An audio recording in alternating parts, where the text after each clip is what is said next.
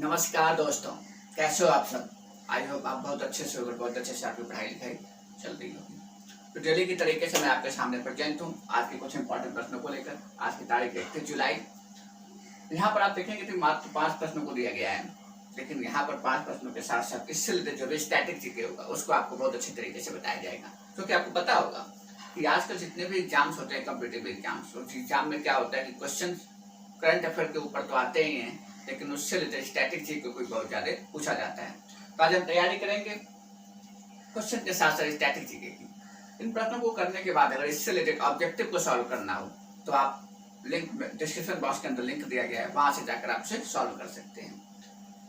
आप हमारे YouTube channel को सब्सक्राइब करके अच्छी इन्फॉर्मेशन न्यूज भी आप ले सकते हैं। हमारे टेलीग्राम चैनल आचार्य स्टडी को भी ज्वाइन करके अपनी तैयारी को मजबूत कर सकते हैं। तो चलिए आज के प्रश्न को शुरू करते हैं। सबसे पहला प्रश्न है कि सैलेस जेजुडिकर को पहला भारतीय COO नियुक्त किया गया। ये प्रश्न इसलिए इंपॉर्टेंट हो जाता है कि पहले भारतीय बने हैं और क्या बने हैं, COO। COO का मतलब होता है चीफ ऑपरेटिंग ऑफिसर, मतलब ये बने हैं मुख्य परिचालन अधिकारी। मुख्य परिचालन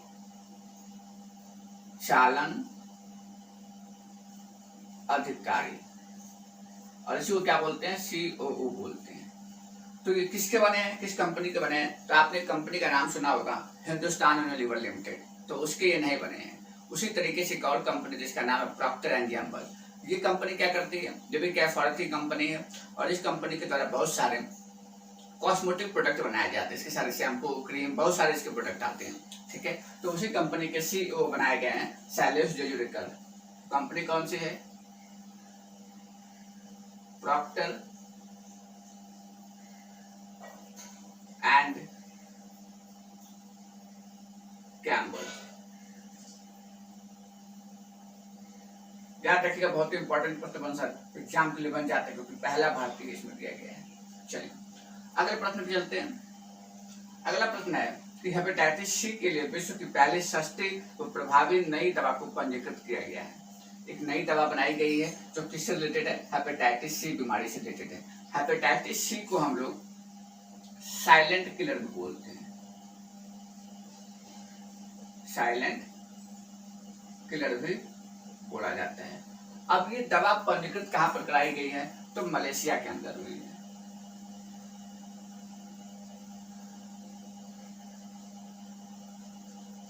मलेशिया किधर पड़ता है, तो आप देखेंगे कि जो साउथ ईस्ट एशिया है, तो साउथ ईस्ट एशिया में मलेशिया पड़ता है। मलेशिया की कैपिटल का क्या नाम है, कुआलालंपुर। अगला प्रश्न देखते हैं। अगला प्रश्न है कि फेसबुक की तरह अपना स्वयं का सोशल साइट जोगाजोग विकसित किया है। मतलब आपसे पूछा जा रहा है कि फेसबुक के तरीके से ही एक साइट बनाई गई है और इसका नाम क्या है, जोगाजोग। ये विकसित किसने किया है, तो आपको बता दें विकसित किया है बांग्लादेश ने। किसने, बांग्लादेश।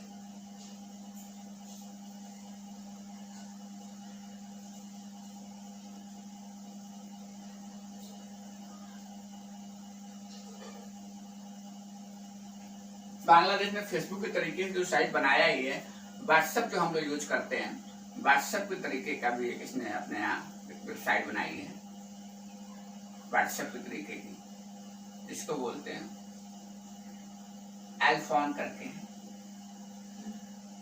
ठीक है। इसे विकसित किया जो एज लाइक व्हाट्सएप के तरीके से काम करता है। बात करें बांग्लादेश की, तो यहाँ की PM है शेख हसीना।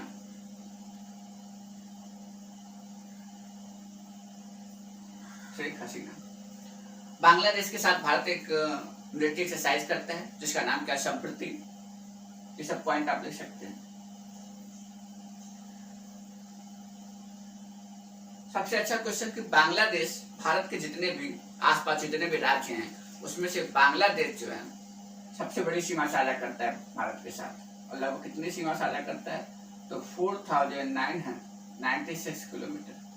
इतनी लंबी बाउंड्री जो है ये भारत के राज्यों के साथ साझा करता है। और जिसमें कितने राज्य हैं, भारत के कितने राज्य हैं जो बांग्लादेश के साथ सीमा साझा करते हैं, तो 5 राज्य हैं जो बांग्लादेश के साथ क्या करते हैं, सीमा साझा करते हैं। मतलब बांग्लादेश है और उसके आसपास 5 राज्य जो भारत के हैं।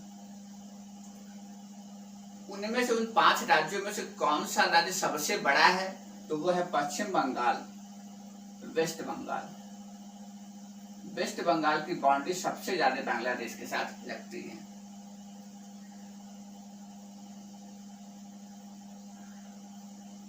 बांग्लादेश के अंदर हाल ही में एक द्वीप है, आइसलैंड है, जिसका नाम है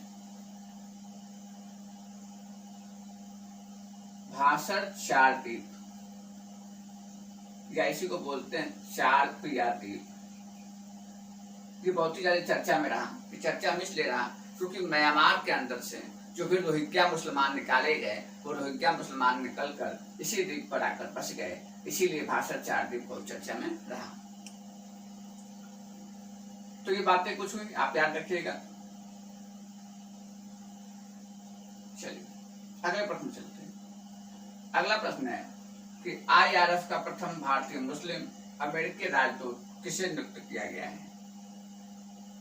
तो सबसे पहले मैं आपको बताऊं कि अपॉइंटमेंट से रिलेटेड प्रश्न है और दिया गया है कि IRF है क्या? तो IRF का मतलब होता है कि इंटरनेशनल रिलीजियस फ्रीडम, या कह सकते हैं कि अंतरराष्ट्रीय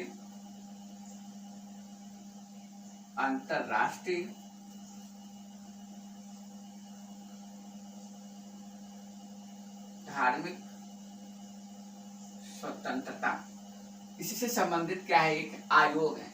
रियल में इसका पूरा नाम क्या, यूनाइटेड नेशंस करके है, यूनाइटेड नेशन CIRF, ठीक है। ये पूरी यूनाइटेड नेशन है। बाकी काउंसिल इंटरनेशनल रिलीजियस फ्रीडम। 1998 के अंदर कानून बनाया गया और वो कानून किससे रिलेटेड था? तो IRF से रिलेटेड था। IRF को फिर मैं बताता हूँ, आप बात को समझिएगा क्या मैंने बोल रहा हूँ।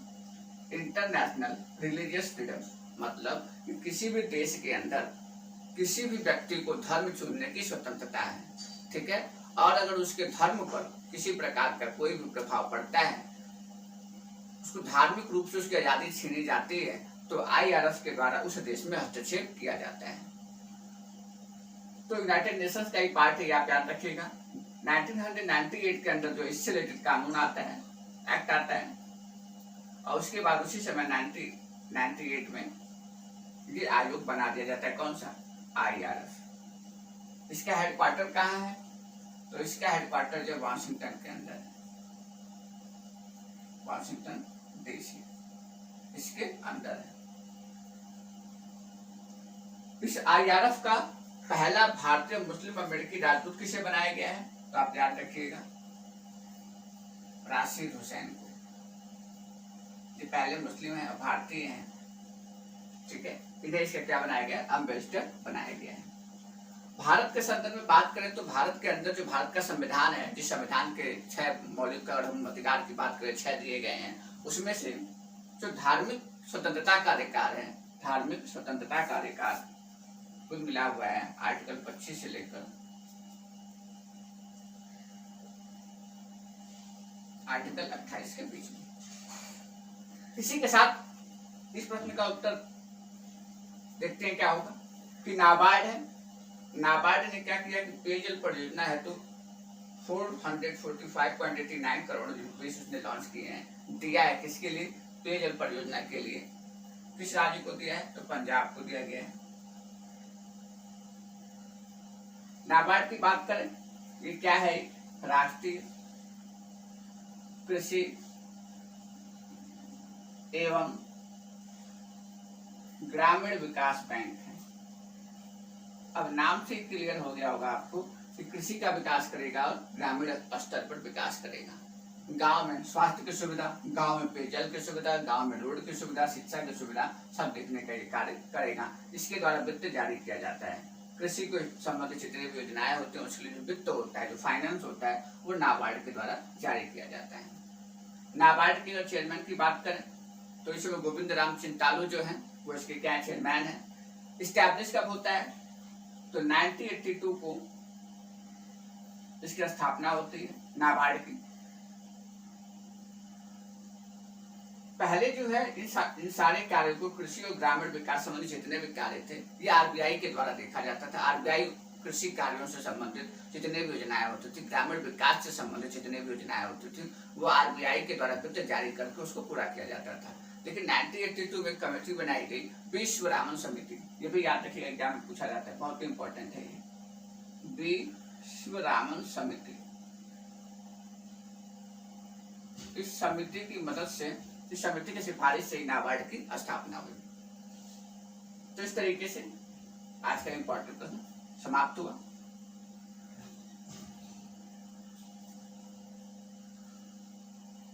तो वीडियो आपको कैसा लगा हो, पसंद हो तो लाइक कीजिए, शेयर कीजिए, हमारे YouTube चैनल सब्सक्राइब कीजिए। धन्यवाद, नमस्कार।